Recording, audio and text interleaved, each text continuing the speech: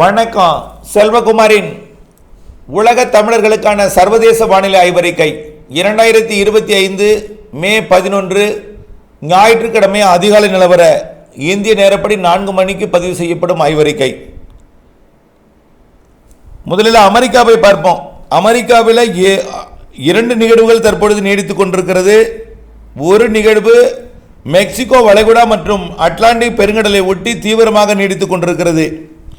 இந்த நிகழ்வானது Louisiana, Mississippi மற்றும் அலபாமா, ஜார்ஜியா மாகாணங்களுக்கும் சவுத் கரோலினா மாகாணங்களுக்கும் இடிமழை பொழிவை கொடுத்து வருகிறது.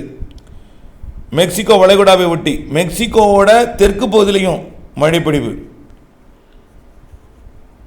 அதாவது மெரிடா பகுதி. அமெரிக்காவை பொறுத்த வரைக்கும், அதாவது மெக்சிகோ வளைகுடாவை ஒட்டி அட்லாண்டிக் பெருங்கடலை ஒட்டி இடிமழை பொழிவை கொடுத்து வருகிறது. இன்னொரு நிகழ்வு பார்த்தீங்கன்னா வட மேற்கு பகுதியில் மழைப்பொழிவை தொடுக்கும் வகையில் அமைந்திருக்கிறது. அதாவது கலிபோர்னியா மாகாணம் மற்றும் அதற்கு வடக்கே உள்ள மாகாணங்களிலிருந்து மழை மேகங்கள் உற்பத்தியாகி, அதாவது காற்று சுழற்சி மழை மேகங்களை உற்பத்தி செய்து கொண்டு மத்திய மாகாணங்கள் நோக்கி பயணிக்க தொடங்கியிருக்கு. இது இன்றைக்கு, அதாவது லூசியானா மாகாணம் மற்றும் அலபாமா மாகாணம், ஜார்ஜியா மாகாணத்தில் மிசிசிப்பி பகுதியில் நீடிப்பது இன்றைக்கும் நாளைக்கும் இதே இடத்துல மிக மெல்ல நகரும் நிகழ்வாக நகர்ந்து சவுத் கரோலினா வழியாக புளோரிடா வழியாக நாளை திங்கட்கிழமை புளோரிடாவிற்கு நிறைய மழை பொழிவை கொடுத்து, அதாவது North Carolina, South Carolina, Georgia, Florida மற்றும் அலபாமா, மிசிசிப்பி மற்றும் இந்த மாகாணங்களுக்கெல்லாம் மிக கனமழை பொழிவை கொடுத்து வெஸ்ட் வர்ஜீனியா, மேலும் Virginia, West Virginia, North Carolina, South Carolina மற்றும் அப்படியே புளோரிடா, ஜார்ஜியா, அலபாமா, மிசிசிப்பி இதெல்லாம் கனமழை பொழிவை 12ஆம் தேதியும் கொடுத்து 13ஆம் தேதியும் கொடுத்து மிக மெல்ல நகர்ந்து அட்லாண்டிக் பெருங்கடலை, அதாவது வாஷிங்டன் மற்றும் நியூயார்க் வரக்கூடிய புதன்கிழமை 14ஆம் தேதி வாஷிங்டன் நியூயார்க் கொடுத்து 15ஆம் தேதி விலகி இருக்கிறது. 15ஆம் தேதி விலகுவதற்குள் அடுத்த நிகழ்வும் உள்ளே நுழைஞ்சிடும். 15ஆம் தேதி பார்த்தீங்கன்னா மத்திய மாகாணங்கள் வரக்கூடிய நிகழ்வு 16, 17 தேதிகளில் அதுவும் கடலோர மாகாணங்களை நோக்கி முன்னேறும். 16, 17, 18 தேதியெல்லாம் தீவிர ஒரு நிகழ்வாகி கனடா அமெரிக்க எல்லை பகுதி வழியாக, அது தெற்கு நோக்கி வரப்போறதில்லை, ஏற்கனவே தெற்கு நோக்கி வந்து மெல்ல நகர நிகழ்வாக அமெரிக்காவுக்கு கனமழை பொழிவை கொடுத்து விட்டு அது 15ஆம் தேதி வரைக்கும் விலகி போகிற காரணத்தினால 16, 17 தேதியில் அடுத்த நிகழ்வு தெற்கு நோக்கி வராமல் சற்று வடக்காக கனடா எல்லையோரம் வழியாக நியூயார்க், வாஷிங்டன் பகுதியை ஒட்டி அப்படியே ஒட்டாவா, டொரண்டோ பகுதியை நோக்கி ஒட்டிய பகுதி வழியாக நகரும் என்று எதிர்பார்க்கப்படுகிறது. அடுத்த நிகழ்வு தெற்கு நோக்கி வந்துடும். ஏன்னா இது வடக்கு நோக்கி போது ஒரு நிகழ்வு, அடுத்தது தெற்கு நோக்கி வந்துடும். இப்படி நிகழ்வுகள் அடுத்தடுத்து இருந்து கொண்டே இருக்கும். அடுத்த நிகழ்வு 22, 23, 24. இப்படி 10 நாட்களுக்கு 2 குறைந்தபட்சம் இருக்குங்க. வாரம் 2 இருக்கும், 10 நாட்களுக்கு 2 இருக்கும். கண்டிப்பாக நிகழ்வு மழை பொழிவை கொடுத்துட்டே இருக்கும். அடுத்தது பார்த்திங்கன்னா தென் அமெரிக்க நாடுகள். தென் அமெரிக்க நாடு கேட்கவே வேணாம். தென் அமெரிக்க நாடு ஒட்டுமொத்தம் மழை தான், ஓயாத மழை, இடி மழையாக இருந்தது பருவமழையாக மாறி இருக்கு தென் அமெரிக்க நாடுகளில். தென் அமெரிக்க நாடுகளின் ஒட்டுமொத்த பகுதிக்கு மழை. சிலிக்கெல்லாம் குளிர்கால மழைப்பொழிவு வலுத்த மழைப்பொழிவை கொடுக்குது. அதாவது ஒட்டுமொத்த தெற்கு சிலிக்கு கனமழைப்பொழிவு கொடுத்து வருகிறது, கனமழைப்பொழிவு. அடுத்தபடியாக பார்த்தீங்கன்னா ஒட்டுமொத்த தென் அமெரிக்க நாடுகளோட வடக்கு பகுதியில் இருக்கக்கூடிய எல்லா நாடுகளுக்குமே பொலிவியா, பெரு, ஈக்குவடார், கொலம்பியா, வெனிசுலா, அர்ஜென்டினா போன்ற பகுதிகளெலாம் எனக்கு அர்ஜென்டினாவை பார்த்தீங்கன்னா இப்போது குளிர்காலம், அதாவது கோடை முடிந்து மழைக்காலம் முடிந்து குளிர்காலம் தொடங்கியிருக்கு. இந்த நேரத்தில் வரக்கூடிய 15ஆம் தேதி வாக்கில் அர்ஜென்டினாவிற்கு ஒரு மழைப்பொழிவை கொடுக்கும் வகையில் காற்று சுழற்சி அமைய இருக்குது. வரக்கூடிய 16, 17 தேதிகளில் அர்ஜென்டினா, உருகுவே பகுதிகளுக்கு மழைப்பொழிவை கொடுக்க போகுது 16, 17 தேதி. ஆக இப்படி இந்த அர்ஜென்டினாவிற்கும் சிலிக்கு தான் அவ்வப்பொழுது மழை இருக்கும். ஆனால் தினசரி ஓயாத மழைங்க தென் அமெரிக்கா கண்டத்தோட வடக்கு பகுதியில் இருக்கக்கூடிய நாடுகளுக்கு இருக்கும். 20ஆம் தேதிக்கு மேலே அதாவது தெற்கு அட்லாண்டிக் பெருங்கடல் நிகழ்வு தீவிரமடைந்து அது சற்று தென் அமெரிக்காவோட அர்ஜென்டினா பகுதிகளுக்கு தொடர செய்யும் மழை, அர்ஜென்டினாவோட கடலோர பகுதிகளுக்கு மழை பிடிப்பை தொடர செய்யும் என்று எதிர்பார்க்கப்படுகிறது.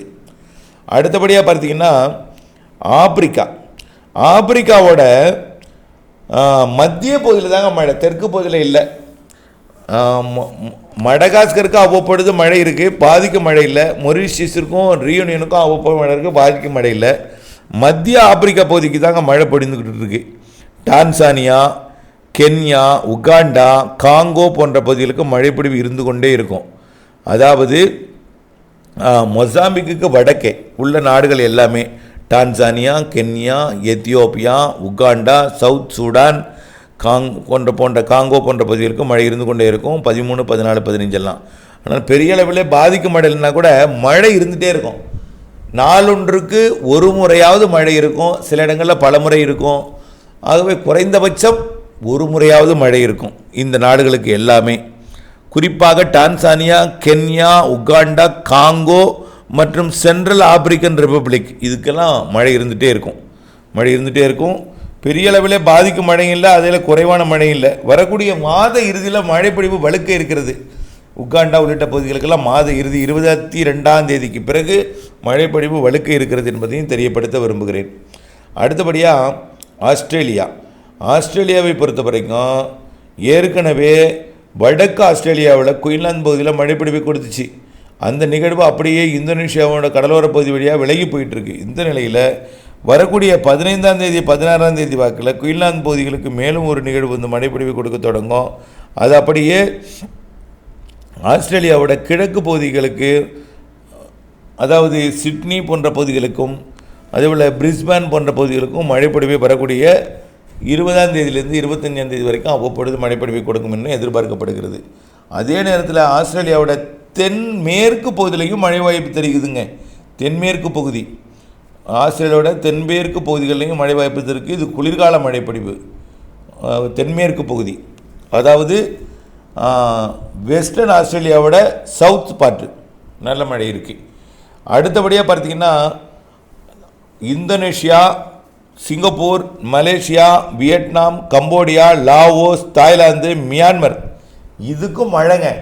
அந்தமான் பகுதியில் உருவாகக்கூடிய காற்றழுத்த தாழ்வு நிலை காரணமாகவும் கிழக்கு திசை காற்று வருகை காரணமாகவும் வியட்நாம், கம்போடியா, லாவோஸ் மற்றும் Myanmar, Thailand, Singapore, Malaysia, Indonesia போன்ற பகுதிகளுக்கும் புருனேக்கும் சீனாவோட தெற்கு பகுதிக்கும் நல்ல மழை காத்திருக்கு வரக்கூடிய நாட்கள் எல்லாமே. ஆனால் தொடர்ச்சியாக பெய்யாது. சிங்கப்பூருக்கு அவ்வப்பொழுது பெய்தாலும் மழை என்பது இருந்துகிட்டே இருக்கும். நாளொன்றுக்கு ஒரு முறையாவது மழை பொழியும். மலேசியாவுக்கும் அதே போல் எல்லா நாடுகளுக்கும் அந்த மழை தான் தமிழ்நாடு மற்றும் இந்த தென் மாநிலங்களுக்கெல்லாம் கொடுக்க போகிறது. அடுத்தபடியாக பார்த்தீங்கன்னா மேற்கத்திய இடையூறு பார்த்திங்கன்னா இப்போது நேரடியாக மேற்கத்திய இடையூறு அதாவது ஸ்பெயின் மற்றும் போர்ச்சுகல் வழியாக வராமல் ஃப்ரான்ஸ் வழியாக பயணிக்குது. அதாவது மத்திய தரைக்கடல் பகுதி வழியாக போகாமல் அப்படியே ஐரோப்பிய நாடுகள் வழியாக பயணிக்குது. இதனால் உடனடியாக மேற்கத்திய இடையூறுனால பாதிப்பில்லை. ஐரோப்பிய நாடுகளுக்கு ஆங்காங்கே மழை இருக்கும் என்பதை தெரியப்படுத்த விரும்புகிறேன்.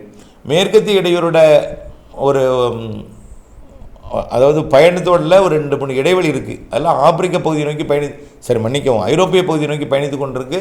மத்திய தரைக்கடல் பகுதி வழியாக துருக்கி வழியாக இமயமலையோட வடக்கு பகுதிக்கு வரக்கூடிய நிகழ்வில் கொஞ்சம் தாமதம் ஏற்பட்டு கொண்டிருக்கு. இருந்தாலும் ஏற்கனவே வந்த மேற்கத்திய இடையூறு இமயமலையோட வடக்கு பகுதியிலிருந்து அருணாச்சல பிரதேசம் வரைக்கும் சீன எல்லையோர பகுதியில் இமயமலையில் மழைப்பொழிவை கொடுத்து கொண்டிருக்கு. தொடர்ந்து இணைந்திருங்கள். அப்டேட் சொல்ல நன்றி.